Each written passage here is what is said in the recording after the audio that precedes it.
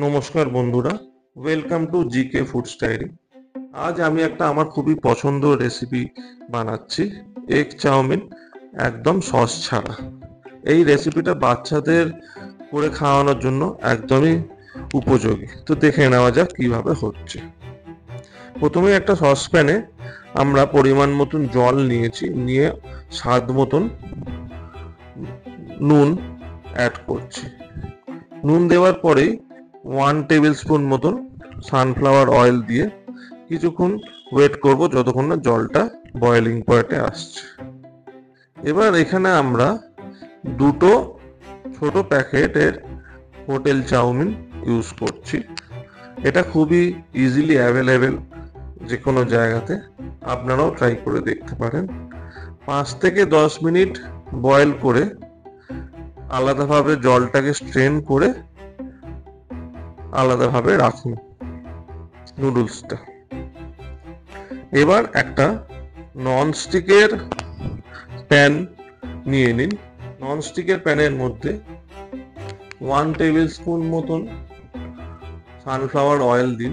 Oil দিয়ে আমি এখানে দুটো ডিম ব্যবহার করেছি। ডিম দেওয়ার পর স্বাদ মতন নুন এবং গোলমরিচ দিয়েছি, দিয়ে ভালোভাবে ফ্রাই করেছি। ফ্রাই করে ডিমটাকে ভুর্জি মতন করে নিচ্ছি যতক্ষণ না হালকা বাদামি কালার হচ্ছে।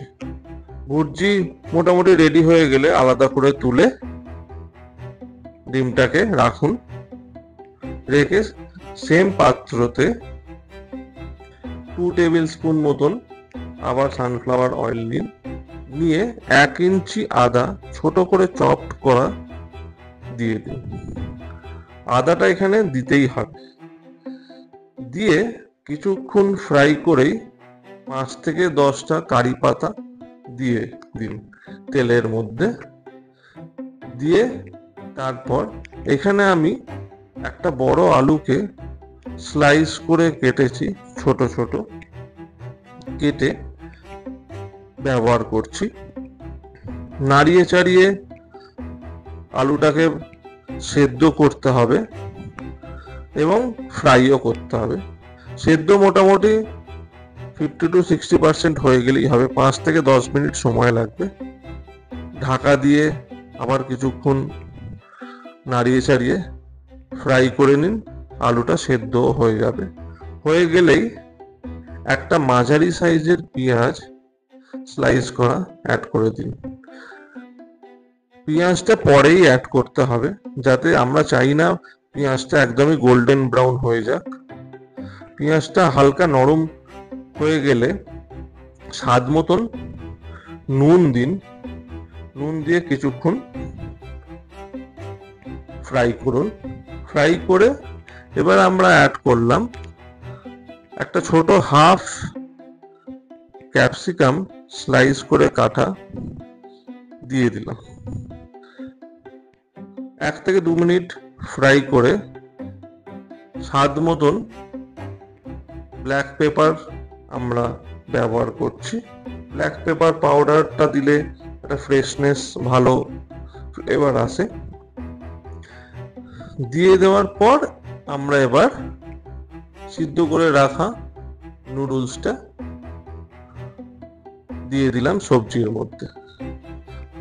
সবজির মধ্যে দেওয়ার পর এখানে আমরা ইউজ করছি 1 টেবিল-স্পুন মতন অ্যারোমেটিক পাউডার। অ্যারোমেটিক পাউডার যদি আপনাদের না থাকে, চাউমিন মশলা ইউজ করতে পারেন। আমি লিঙ্কটাও দিয়ে দেবো অ্যারোমেটিক পাউডারে ডেসক্রিপশনে, একবার দেখে নেবেন। কাঁচা লঙ্কা পরিমাণ মতন ইউজ করতে পারেন, যে যেরকম ঝাল খান। দিয়ে ভালো করে নাড়িয়ে চাড়িয়ে নিন। লো ফ্লেমে রেখে 5 মিনিট মতন ভালো করে মিশিয়ে নিন। একদম চাউমিনটা ভালো করে মিক্স হয়ে গেলে ডিমের ভুর্জি করে রাখা সেটাও অ্যাড করে দিন। গার্নিশের জন্য কারি পাতা অ্যাড করুন। দিয়ে ভালো করে মিক্স করুন। মিক্স ভালো মতন হয়ে গেলে যখন মোটামুটি আমাদের দেখবো চাউমিনটা একদম রেডি, তখন গ্যাসটাকে বন্ধ করে দিতে হবে। গ্যাসটাকে বন্ধ করে একটা হাফ লেবু রস আমরা এখানে ব্যবহার করলাম। হাফ লেবুর রসটা দিয়ে ভালো করে নাড়িয়ে চাড়িয়ে নিন, তাহলেই একদম এগ নুডলস সস ছাড়া রেডি হয়ে যাবে। আমরা তো খাবোই, আপনারাও বাড়িতে রান্নাটা করে খেয়ে দেখুন, আশা করি সকলেরই ভালো লাগবে।